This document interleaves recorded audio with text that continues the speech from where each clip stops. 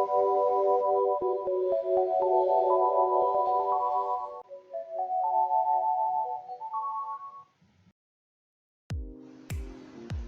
Sobat Belajar, bertemu lagi kita di video pembelajaran hari ini.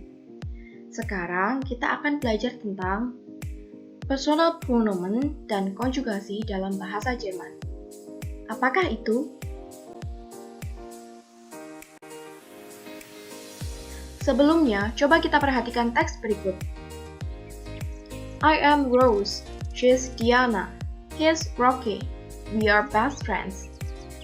Bahasa Jermannya menjadi Ich bin Rose, sie ist Diana, er ist Rocky, wir sind beste Freunde.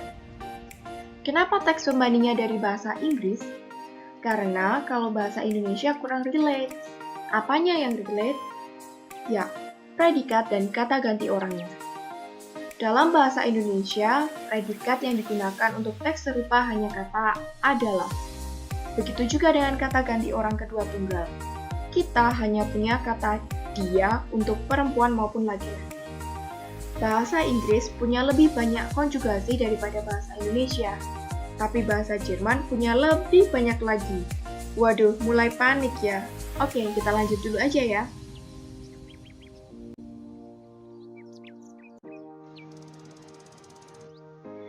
Ini dia tabel kata ganti orang dan konjugasinya dalam bahasa Jerman.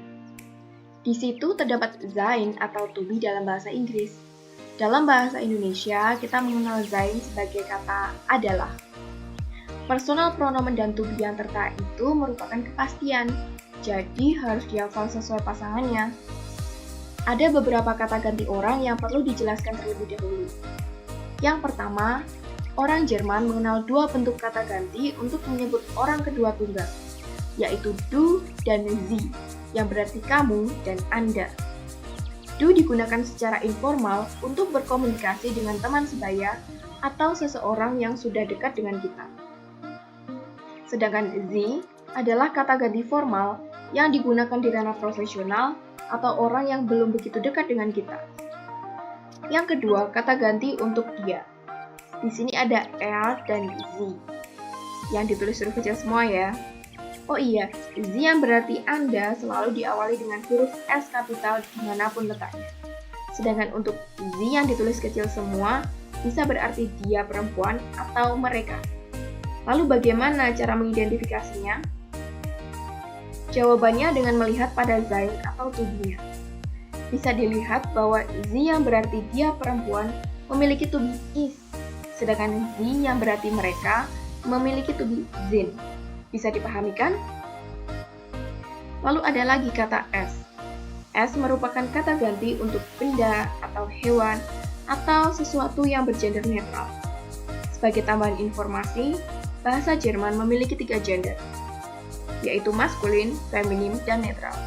Tapi itu akan dijelaskan di video yang lain ya, karena akan terlalu panjang. Selanjutnya, kita akan membahas tentang predikat lain selain sein atau to be. Di sini kita punya 2 contoh, kommen yang artinya datang dan heißen yang artinya dipanggil atau disebut. Kata kommen dan heißen di kolom teratas ditulis dalam bentuk infinitif.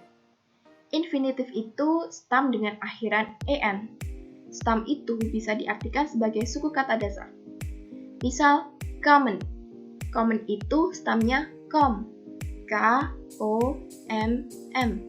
Sedangkan heißen, stamnya heiß, H-E-I dan double S. Ketika kalian melihat kamus bahasa Jerman, semua kata kerja ditulis dalam bentuk infinitif atau stam berakhiran en. Nah, untuk membuat kalimat, kata kerja ini perlu dikonjugasi atau disesuaikan dengan subjeknya.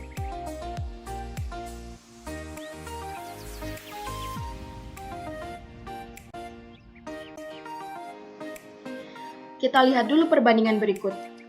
Dalam bahasa Indonesia, posisi pertama adalah subjek, diikuti predikat dan objek atau pelengkap. Buku membaca saya. Secara gramatikal benar, tapi maknanya tak masuk akal ya. Berbeda dengan bahasa Jerman. Predikat yang digunakan dalam kalimat selalu dikonjugasikan dengan subjeknya. Ich lese ein Buch. Saya membaca sebuah buku. Ein Buch lese ich. Saya membaca sebuah buku. Lihat, artinya tetap sama meskipun posisi subjeknya berubah.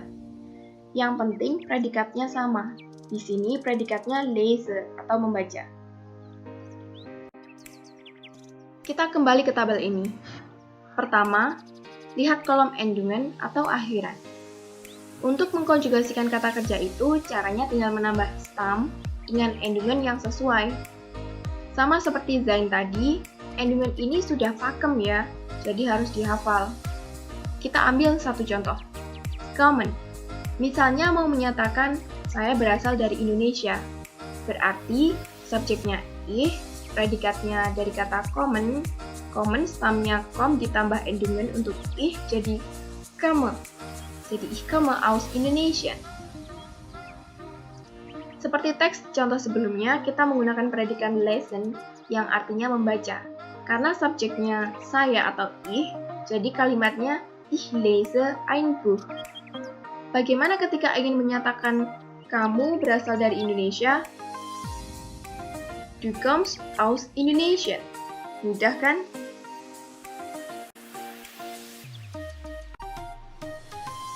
Ini adalah contoh teksnya. Mein Name ist Lili. Ich habe eine Schwester. Sie ist Silvia. Sie hat 3 Freundinnen. Wir sind Monika, Lena und Lisa.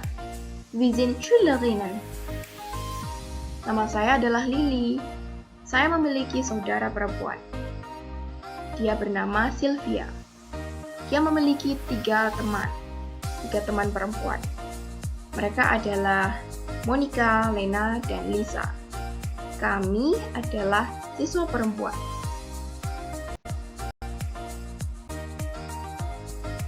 Sebagian besar predikat atau kata kerja dalam bahasa Jerman berkonjugasi secara beraturan. Seperti ini. Jadi, mengikuti aturan stam yang diikuti akhiran yang sesuai dengan subjeknya. Di sini kita memiliki contoh schreiben, artinya menulis. Hören, yang artinya mendengar. Machen, membuat. Beten, berdoa. Dan trinken, atau minum. Tapi ada juga kata kerja yang tidak beraturan. Sama halnya dengan irregular verb dalam bahasa Inggris, sehingga harus dihafal perubahannya. Ini adalah beberapa contohnya. Bisa kita lihat bahwa yang berubah secara tidak beraturan itu terdapat pada kata ganti orang kedua informal dan ketiga tunggal saja. Agak lega ya. Yang berubah itu vokal pada stamnya, sedangkan endungen atau akhirannya mengikuti aturan pembentukan biasa. Sekali lagi, karena ini tidak beraturan, jadi harus dihafalkan. Kalian bisa mengecek pada kamus digital kata kerja apa saja yang tidak beraturan. Dalam contoh ini kita punya sprechen atau berbicara, lesen, membaca, schlafen, tidur, tragen, mengenakan, dan helfen, menolong. Nah, untuk sprechen di sini ada perubahan untuk do menjadi spricht. Harusnya ketika mengikuti aturan biasa menjadi sprecht ya, tapi di sini menjadi spricht. Dan untuk L, Z, dan S-nya menjadi spricht.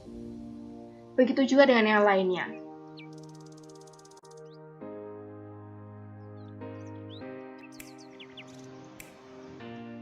Dan ya, sekian dulu pembelajaran kita hari ini.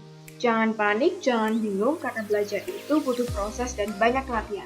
Tetap semangat dan Dankeschön!